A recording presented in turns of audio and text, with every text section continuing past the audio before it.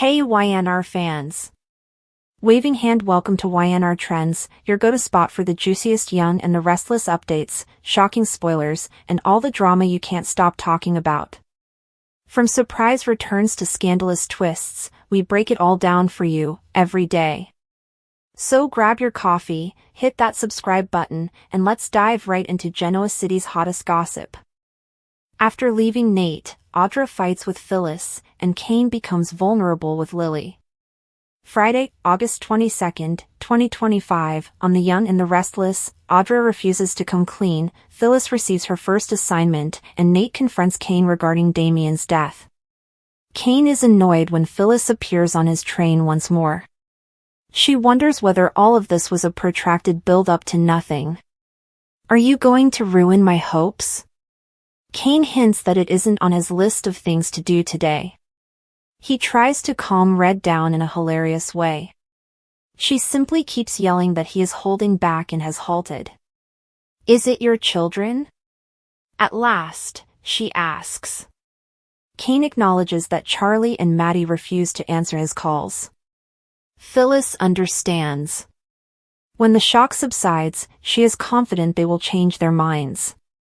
Kane says that unless he speaks with his kids, they cannot start the plan. Phyllis advises her to move forward and gain an advantage. She is eager for Victor Newman to bow down at her feet and says, "Give me a project." What do you know about artificial intelligence? Kane asks with a sly smile. She has experimented with AI, Phyllis shrugs. Sooner rather than later, Kane will need her to become an authority on it. Their success is largely due to her quick learning curve and ability to change course. Phyllis wonders how they plan to use it in business and drools, "I'm on it." Before he explains to her how they will utilize it to achieve their goals, Kane wants her to figure it out first. Devin and Lily move into society. Instead, she asks her brother about Nate because she knows he's tired of hearing her gripe about Kane, aren't we all? Devin claims that while he is attempting to grieve Damien, Audra has done something that is causing him to cry. They wish for Nate to abandon her. After witnessing Audra flirt with Kyle in front of them in France, Lily lashes out, saying she despises Audra. Eventually, the topic of Kane comes up. Lily laments that her children believed Kane was doing something noble when, in reality, he was only growing his financial account. When her brother agrees to get in touch with them, she is grateful, but then she starts yelling that Kane is turning into Colin because of his skill at putting up marks. She makes fun of Kane for having a train in every continent and wishes he had never returned to her life. Devin then finds out that she attempted to negotiate with him, but he refused to give any details. She worries that Kane will only have retaliation left. Will Nate discover the reality? Audra keeps up her protestations at Crimson Lights, but Nate doesn't believe her. He'll give her one final opportunity to tell the truth. He will go if she lies once again. In an attempt to reverse the situation, Audra sobs that her partner is prepared to blow everything up over a falsehood or rumor. Nate objects, saying that's not what he wants to do. To me, you are everything. He's made up his mind, Audra sniffs. He stops her as she tries to storm out. It was Kyle's intention, and she is furious that he will be so happy about it. Nate advises her to quit clinging to hope. She is the only one attempting to make him appear foolish at the moment. When it comes to Kyle, Audra keeps trying to hide the truth, but he finds that the Victor portion is the most confusing. It's unbelievable to him that she suddenly changed her mind about stealing the Black Knight's money. When Audra can no longer persuade her lover of her story, she blurts out, "What do you want me to say? That Victor presented me with a proposal? That he would stop at nothing to stop Kyle from dating his granddaughter Claire since he detested the fact so much? Are you saying that I'm being used to make things more dramatic?" Nate's eyes narrow. "Audra, did you do that?" Nate begs Audra to be honest with him. Was that Victor's arrangement? Audra cries as she tries to leave again after being called a whore and a liar by someone she loves. Nate, goodbye. She hurries past Kane, who looks at Nate and says, "This is your loss." Kane is confronted by Nate on his brother's passing. He will be plagued by it for the rest of his life, Kane promises. Nate sneers, "Oh. Is it time for me to send you a card of sympathy?" He questions whether they should all simply go on. Why did Kane continue to lie for so long, and why did he cause Lily and his children such suffering and uncertainty? Therefore, you may shout, surprise, as you jump out of the hedges. Daddy's house. He snarks. Steely Kane maintains that he had a rationale for his actions. Nate wonders why he would ever be trusted again. Kane then talks to Esther, who, despite what he did with Mrs. C's will, is sympathetic about Colin's passing. Kane gives the order, sits down, and receives a note from Charlie requesting that he refrain from phoning him and Maddie. They no longer recognize him. At that moment, Lily shows up. She asks him if he's astonished after reading the text. Kane is certain that he can fix it. "I completed it for you. For them, I did it." He wheedles. Kane was scared of failing, so he kept it a secret. Kane and YNR. In society, Nate meets Devin at the pub. Unironically, Devin remarks that he appears to be ready to strike someone. According to Nate, he claimed Audra had lied to him. She repeated the same dance and song to him. He is certain that he has permanently pushed her away. Devin doesn't regret hearing it. Devin reminds out that Audra's only concern is herself, whereas Nate worries about ruining their relationship. YNR Devin Nate. Two vixens colliding. Phyllis studies about artificial intelligence, AI, on her tablet at the park and discovers that she must utilize it to gain access to all of Genoa City's big corporations.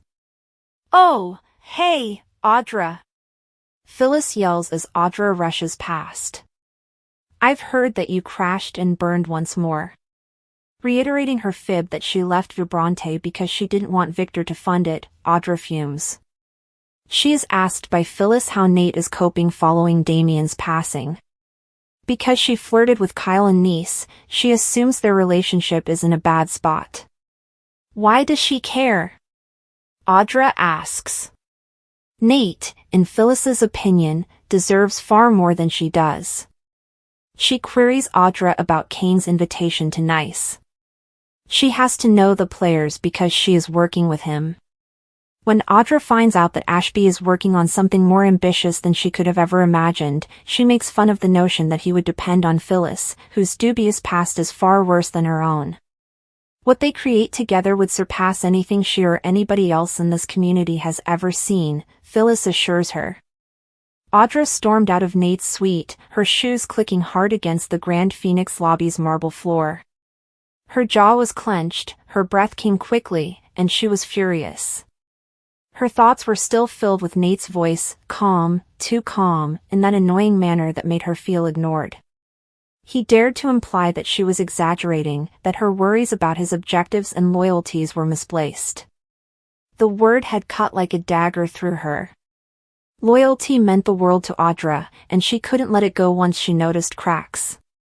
She was unable to act. It was unacceptable for her to watch a man undervalue her. She had thus left.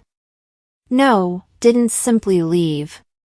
She had made up her mind. However, decisions have repercussions, and by the time she arrived at the lobby, she wanted a way to vent her rage. Her flaming red hair caught the sun as she hardly spotted Phyllis sitting at one of the lounge tables with her laptop open. When Phyllis saw Audra pacing with a storm behind her eyes, she smirked, even though she had been trying to be quiet. Difficult morning, my love? With a hint of humor in her voice, Phyllis inquired.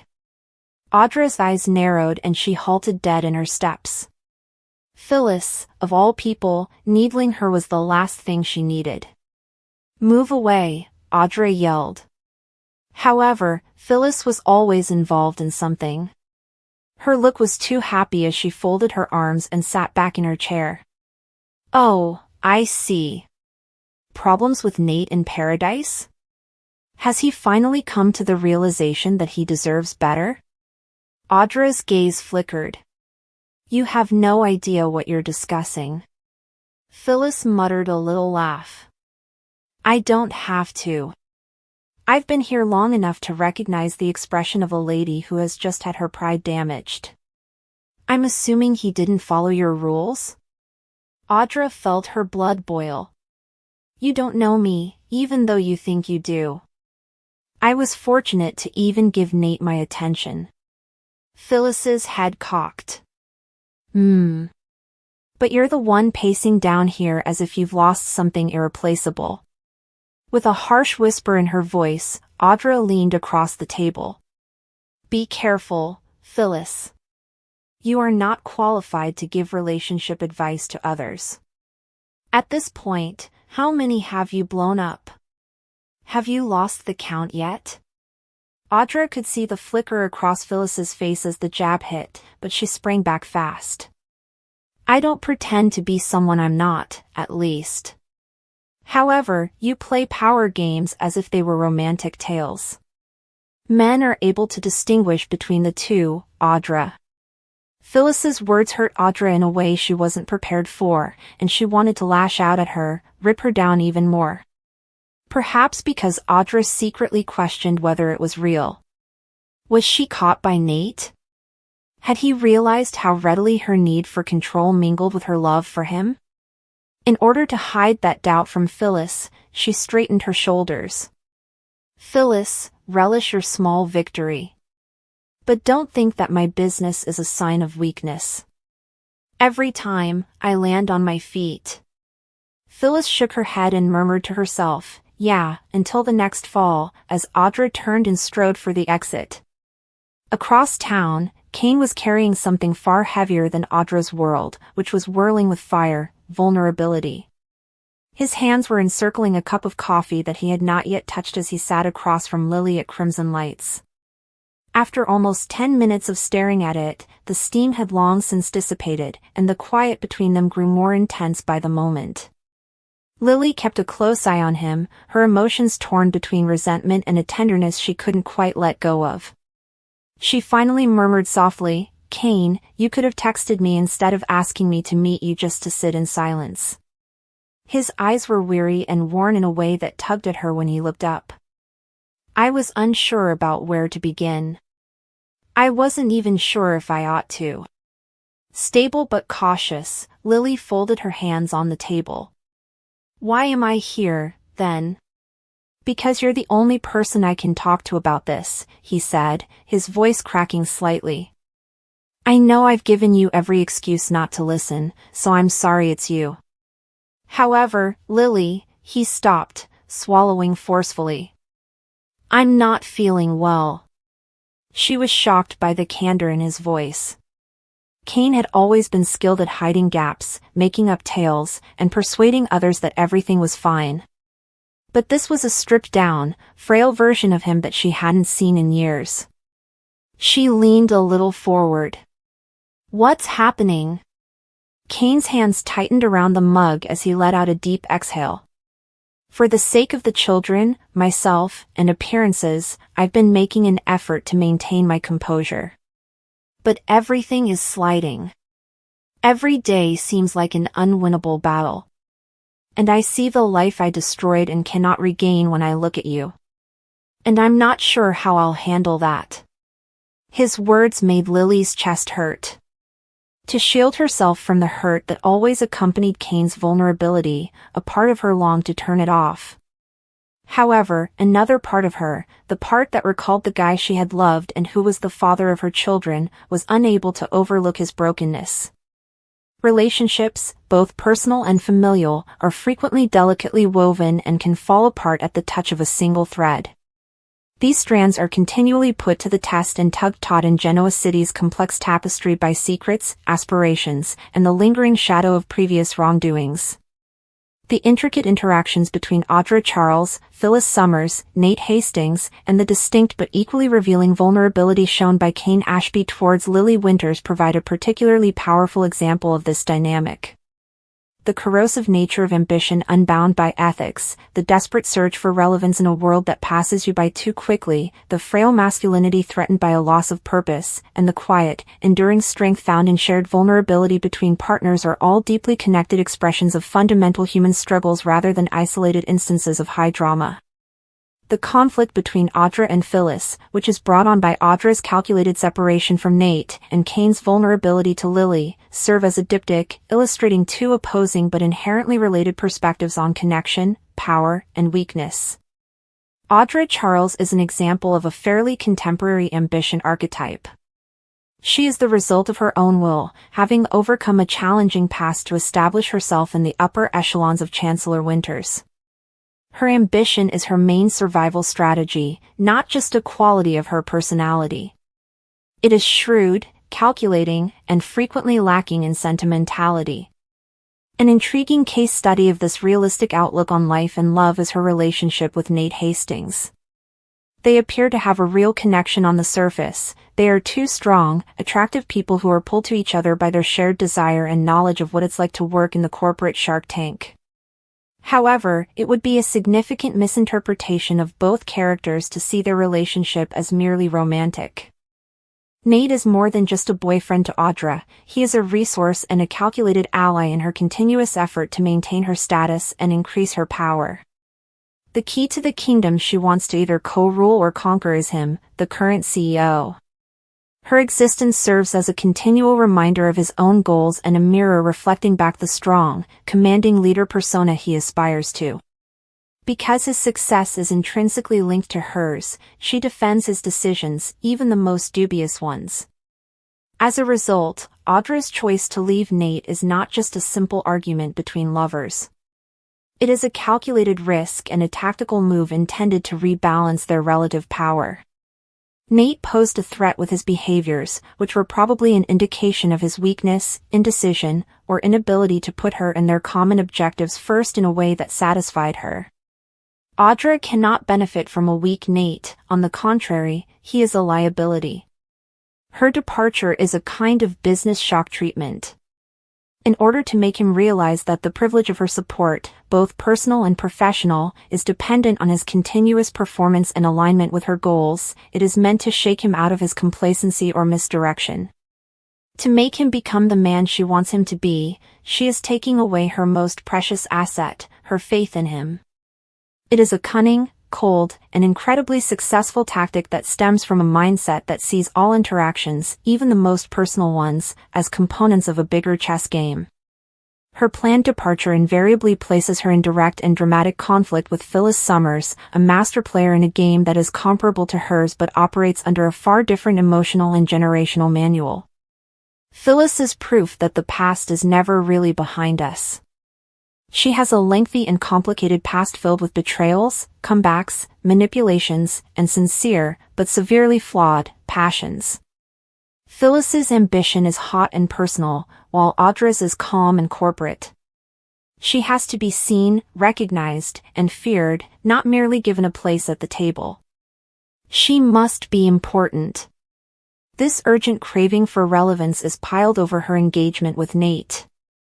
She was regaining her sense of authority and control in addition to gratifying a personal attraction by mentoring him and then having a covert affair with him.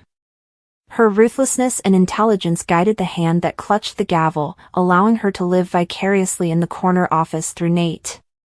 His triumph served as a stand-in for her own recovery. Phyllis perceives Audra's departure from Nate as an attack on her proxy rather than a calculated move. She views Audra's behavior as a personal slight to the man in whom she has a stake, and consequently to herself, rather than as a business choice.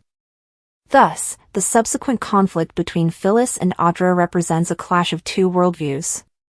With the undeserved confidence of the younger generation, Audra views Phyllis as a relic, a tumultuous and emotional storm of the news of the past who lacks the kind of objective strategic thinking that the present game demands. She brushes off Phyllis's allegations and warnings as the digressions of a menopausal, jealous has-been who finds it difficult to accept that her days of being the center of attention are over. In response, Phyllis sees Audra as a soulless, hollow opportunist who knows the worth of nothing and the cost of everything. She perceives a woman who used others as stepping stones and lacks the devotion and fervor that Phyllis, in her own perverse interpretation, feels she possesses. Their conflict is an intellectual battle rather than a simple catfight. Audra is a metaphor for a future in which relationships are transactional alliances and emotions are liabilities that must be controlled. Phyllis symbolizes a time in the past when power was seized through theatrical manipulation and personal force, and emotions, no matter how destructive, were the driving force behind every action. Phyllis uses scathing, personal accusation as her weapon, whereas Audra uses cold, contemptuous reasoning. When they collide, it sounds like two eras rubbing against each other because neither can fully understand the other's language. To strengthen Nate for their mutual benefit, Audra abandons him. Because Phyllis feels wanted and significant by his frailty, she steps in to protect him. Despite the fact that both women are utilizing the same man for their own purposes, they conceal their motivations behind such disparate language that they wind up becoming inescapable foes. At the same time, a less dramatic but no less important drama between Kane Ashby and Lily Winters takes place in another area of Genoa City's emotional realm. The Audra-Nate-Phyllis triangle is sharply contrasted with this exchange. The scenario between Kane and Lily is based on a common past, tremendous loss, and the precarious architecture of trying to rebuild, whereas that dynamic is defined by manipulation, covert objectives, and power plays. Kane has always embodied a particular brand of masculinity, the endearing, somewhat roguish, tough guardian. He has been the rock, the scheming man, and the one who has survived. Here, however, he takes a remarkable step. He shows vulnerability. He lets Lily see the extent of his suffering, his bewilderment, and his terror as he lets the finely crafted armor crumble. This vulnerability, especially for a man like Kane, is a tremendous gesture of trust. It is the complete opposite of Nate's dependence on Phyllis or his pretense for Audra. Keeping a title, avoiding competitors, and upholding an image are all examples of Nate's problems with external authority. Kane's internal disintegration is the source of his vulnerability. He faces a void, which is probably the residual pain from the death of his daughter and the existential question of what his life would entail without his prior responsibilities as father, husband, and provider.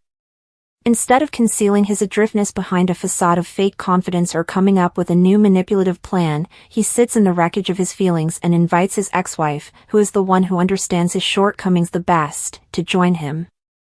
There is no strategy here. It is a submission to the reality of his own frailty as a human.